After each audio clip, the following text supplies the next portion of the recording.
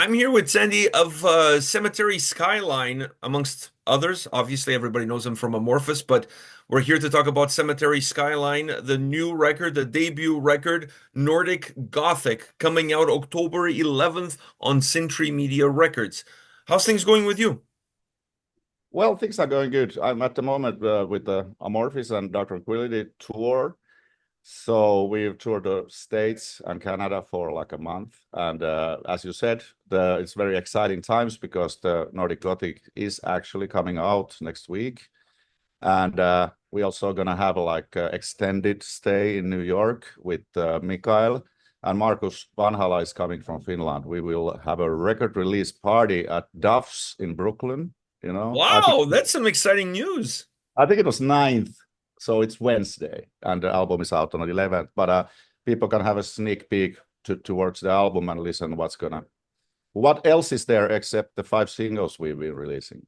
Well, I can tell you, I've heard the album, and there's a lot more there than just the five singles. There's a lot of great stuff there. But before we talk about the record, I've never asked either Marcus or Mikael, how did it all started? How did you guys? How did this eclectic group of people got together? Oh no, it's quite a long story, but personally, I was with the Omnium Gather Room and Morphis in the same tour bus. I think 5 years ago, and we got drunk with Markus in the bus, like what happens in the night normally when the highway goes on, and we just something connected, and we started to talk about that someday we have to make music together because we are both composers in a band, not just players. We make like a music to the bands where we all are. So we were thinking with Markus that it would be a lot of fun to join our forces in a way, if you know what I mean. Well, as said, obviously nothing happened. Like these kind of drunk talks normally doesn't bring any results. So, but one day, I think it was just before the COVID times, Markus called me and he said like, now I have it. Are you in? And he explained that he'd been talking in festivals with one drummer that they should put a band together which kind of honors the 90s vibes like Type O Negative and all these great bands, Sisters of Mercy and stuff. And for me, it sounded very interesting. I was pretty free. So I said immediately that, yes, that's totally fine. Let's make some demos and check out what's going to happen. Okay. Then there was three. And then we were thinking about the singer. And actually, I don't really know where it came from, but we were both old friends with Michael Stanne. And I've toured him with a lot with Amorphis, and I think Markus also with Insomnium and stuff. So we were thinking that he could be a good choice because he had sang few melodic liners in the bands he's in, like in Dark Tranquility and stuff. So we called him and dropped a couple of demos for him. I think at the time we had like a Violet Storm and In Darkness and maybe some others, just a few. And Michael got really excited. For me, he told me that he was like pretty much free and he was in a happy mood, so he couldn't say no because he knows us as we were friends. And then he started to work on the vocals and drop a couple of vocal liners to the demos, and we got really excited. Like it's the music started to form up. He didn't put in any growling vocals or screaming vocals.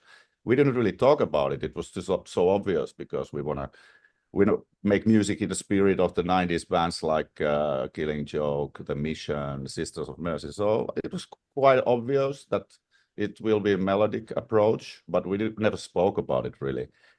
And after that, basically, the drummer left because he wanted to concentrate on the triathlon, and he was doing all the time cycling, long exercises, and we were just waiting and waiting and waiting for the drums. Then he said, like, I really have time for this. And we also thought in a friendly spirit that if the cycling goes ahead of rock and roll band, maybe it's better to do the cycling for now.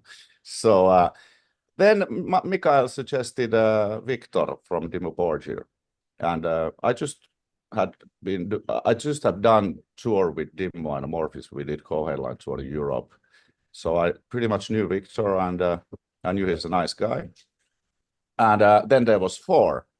And finally, we were looking for the drummer. Well, we were thinking about who could be the right drummer. Everybody knows the world is full of good drummers and a lot of experienced drummers also in Finland and Sweden. But suddenly somebody got the idea that, hey, wait a minute, up north in Oulu, there's Vesa, who's also a friend of most of us, at least. I've known him since 95 or something. And we were thinking that he's pretty much free. He only has the Abbey band, and he has experience in this kind of music. Yeah, And he does. and the Sentence is a legendary band. So we called him and sent a couple of demos, and then he said, like, yeah, this is exactly what I want to do, and this is gonna be great. And there we have it, Cemetery Skyline. Wow. It's an interesting path that you guys took to get where you are now. So is it Marcus and you that are taking the brunt of the songwriting duties when it came to this record? Yeah, basically we did all the songs. Yeah. We didn't have any real collaborative songs, maybe some structural changes and some melodies, but basically, I think in a Nordic Gothic, it's like 50-50, but we still have a couple of extra tracks which we excluded from the album, and Marcus wrote those.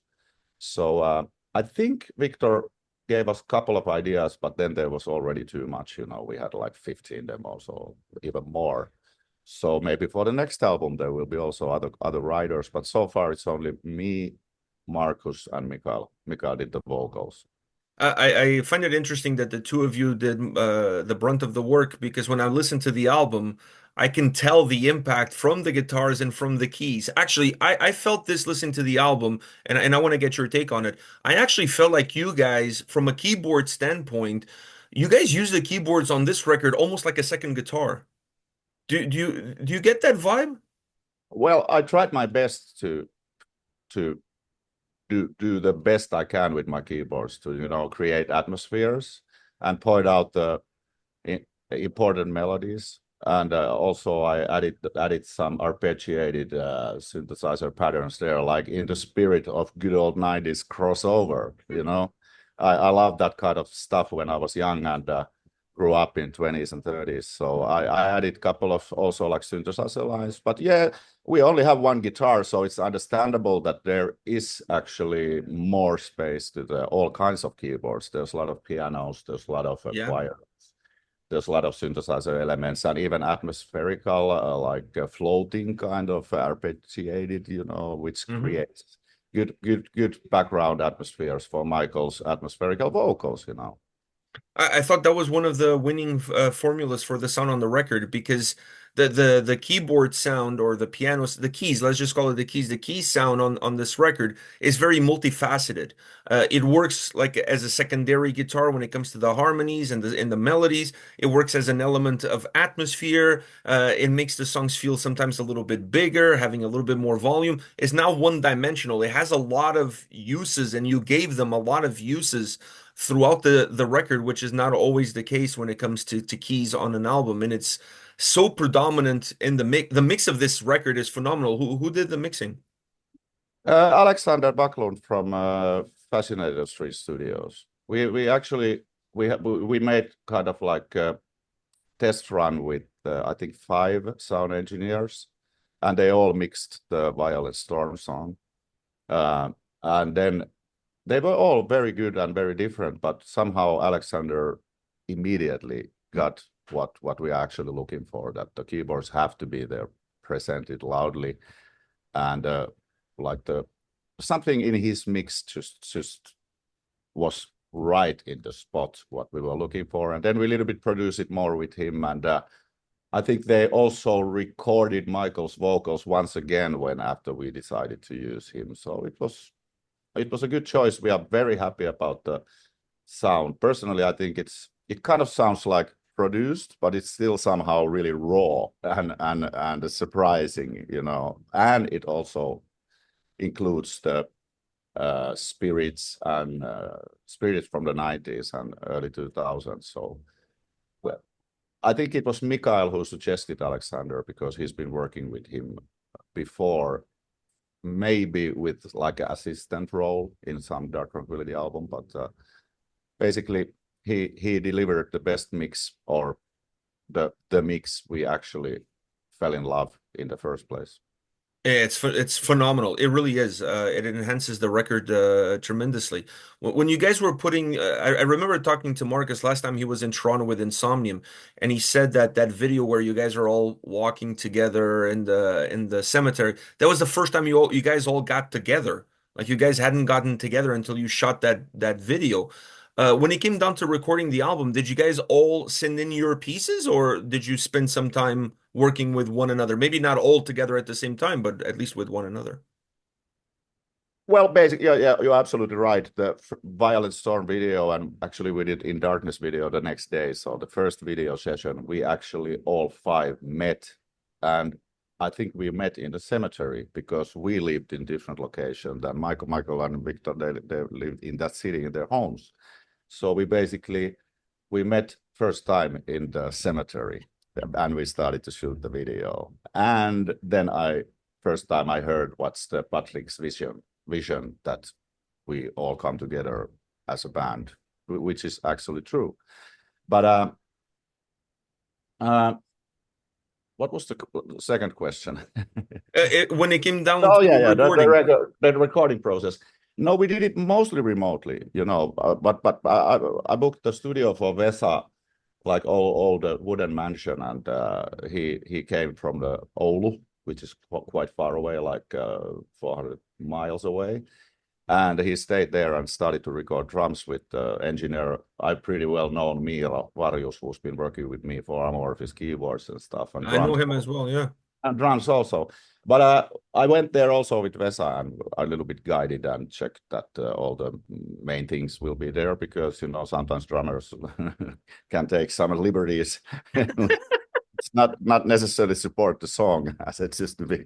Yeah, but yeah, no, it went pretty well. And Markus also came there for one day. So let's say the Finnish guys were there, and then Victor came to Finland to record some bass. I didn't actually go there just to listen to the final result, because the basses were pretty good already in the demos and very well arranged. And Markus was recording with his a trusted man, Juha Räihä, in just by themselves. And I basically recorded the keyboards by myself, and Mikael sang his vocals with Alexander in the Fascinating Studio, Sweden. So basically, we did it almost totally remotely, but there was some tiny moments when there was maybe some other member of the band present. Yeah, it's unbelievable what you guys have done and in the way in which you've done. One song that it's not one of the singles, actually, when you go through the track listing, is the song after the last single, and that is When Silence Speaks. I think it's for an album that has a lot of emotion in it, in the sound and in the vocal performance. That song perhaps is one of the most emotionally drenched songs of the whole record. Michael's vocals are absolutely phenomenal on that track. Can you give me a little bit of the background on how that song came about? Well, yeah, I agree. It's very massive juggernaut from the album as the last track also. But basically, the story behind the song is kind of sad, because I received a phone call from my father, one day in I think it was summertime, and he basically told me that he has like a month to live, because of the cancer. So basically, well, it didn't feel that great, if everybody who's been there knows how it goes. So I basically sat down on a piano and pretty much wrote the song, like with one sit. And so I have a even more emotional attachment to that song. And somehow it just came straight through, sometimes it happens when you sit down on the piano, but this time there was some extra emotional attachment to it. And basically the song is still in the same format, and Michael did some great vocal liners there, and great lyrics also. Yeah, it's phenomenal. It to me is my favorite song on the record, and I was actually surprised why you guys didn't pick it as one of the singles, considering how strong this song is. Well, maybe because it's a ballad. It's we still live in we are 90s guys, we are really we don't know if it's possible nowadays in a rock scene or heavy metal scene or whatever gothic scene we are to release that kind of a ballad song. There's always a risk, but I think I'm not sure, but I think it will be the sixth single of the album, at least considered as a focus track of the Nordic Gothic, because it would be something different to the table. And we already released five very strong up tempo singles. I think it could maybe open even more the album concept for people, but this is not 100% confirmed, but I've seen talk about it that it could be the sixth single. You know, we checked out every single you guys released on the channel, and with every one, we kept saying, "This is the best one. This is the best." Then another one came out. It's like, "No, no, no, no. This is the best one." Then another one came out. "No, no, no, no. This is the best one." It's incredible that the record is that good, that strong. That now looking back, the singles. I don't know if there was an escalation of quality. I just think that they're all so good that the last one that you hear is the one that stays with you, and then you feel like that one is the best one. Because I didn't find any single song that didn't fit the mood of the album, that didn't fit the flow of the record. And I also like the design that you guys put together. I think you guys created a really strong design that allows the album to have certain ebbs and flows, but to never really lose track of the melancholy that it has in that underlining darkness. So you guys did a great design of the record in general as well. I think so too. That as a track list, considering we actually recorded 14 songs, and obviously there's five experienced old geezers, so to speak. So we had quite a many like track list suggestions for the album. But Michael actually put it together. He said it like, "This is nice," and I trust him as because he made the whole concept of the Nordic loneliness and self-chosen solitude and what's happening in Scandinavia minds. I trusted him, and I think everybody trusted because we didn't really fight about it at all. But he basically created the track list and the song selections for the album. And yeah, we are super happy with the graphics, what Val Noir Metastasis from Paris did. They were really bouncing ideas back and forth and lyrics, and Michael sent him some documents about what's the album is about, like what is happening in Scandinavia. And I'm totally blown away like the album cover and all the design what he did for us. He designed the symbol, and he did also the visualizer video for the Call is Hard, which I love. It's unbelievable. Yeah, yeah. Great job too on the visual aspect of the album and I feel like it's one that's really important these days when you're putting videos out on YouTube and social media and all of that stuff. I don't know how you feel about this, but it's 2024 and there's incredible gothic rock, goth metal albums coming out this year, including you guys. Tribulation is releasing a record. Unto Others just released a record. It just seems to be the year of gothic rock. Is there a new wave of gothic rock that you guys are part of? I hope so, but I really don't know. For me, it came a little bit like surprise, and also the interest from the record companies. We sent the demo to many companies, and we got yes from everyone, and big companies and the best companies. So I was kind of surprised, but I think it has to do has to be something about our generation's time. I don't know. I don't know. It's really hard for me to say. I didn't know there's some sort of a lot of bands releasing this going back to the 90s. I think it's all a positive surprise, and I definitely hope there is a scene growing.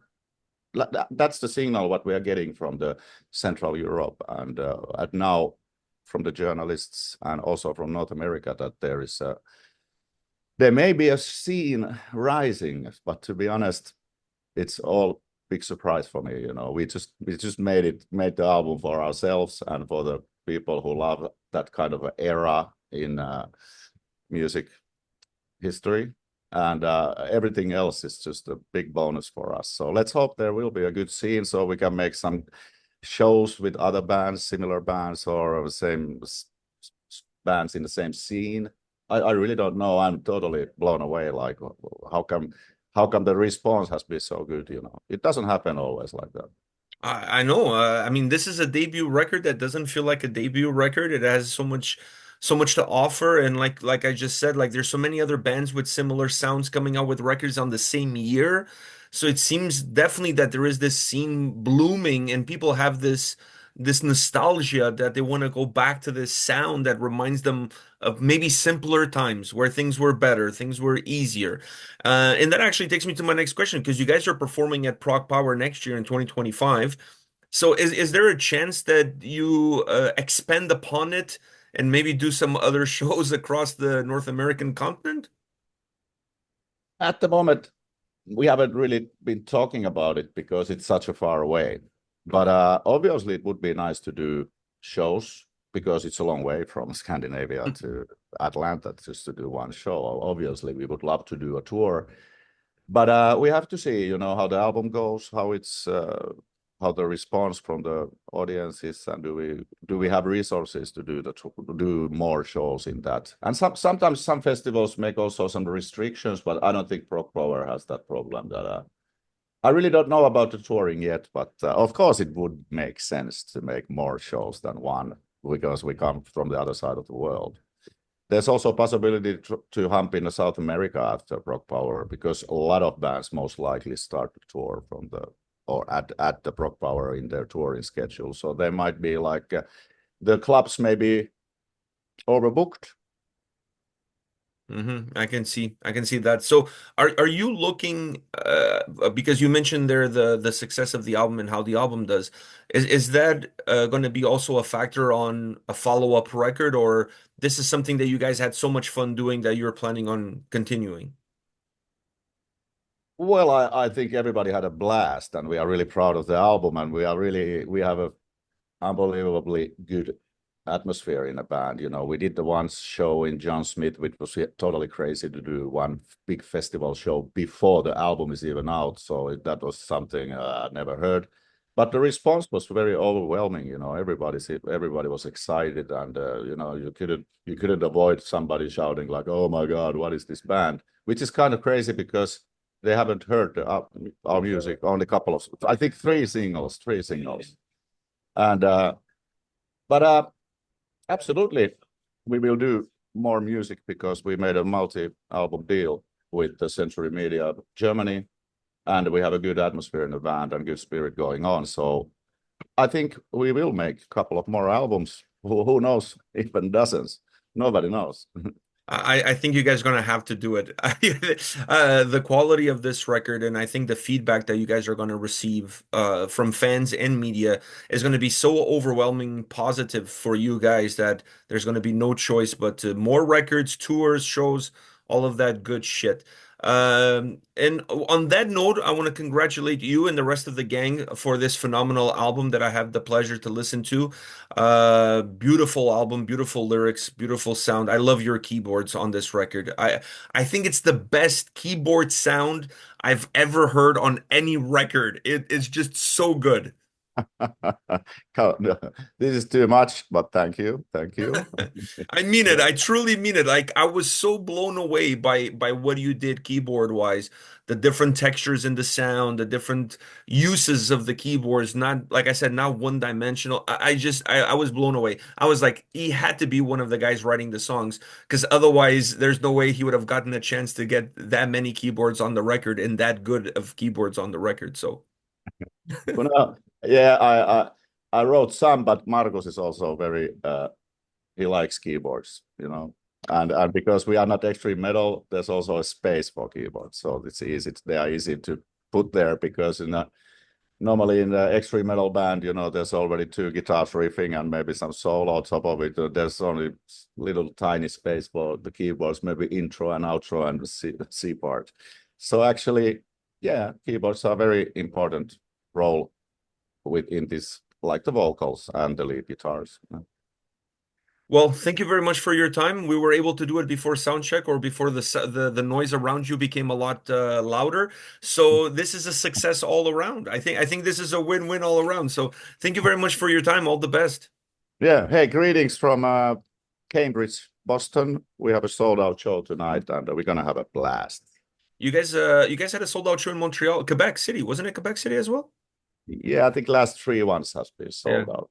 Yeah, I know Toronto, if it wasn't sold out, was very close because you couldn't It was move very it. close. Yeah, yeah, and so it looks like the American market is still going strong, and we're gonna come back. Absolutely. That's what I like to hear. That's what I like to hear. Have you guys back more often. Thank you very much for your time. All the best. Enjoy the rest of the tour.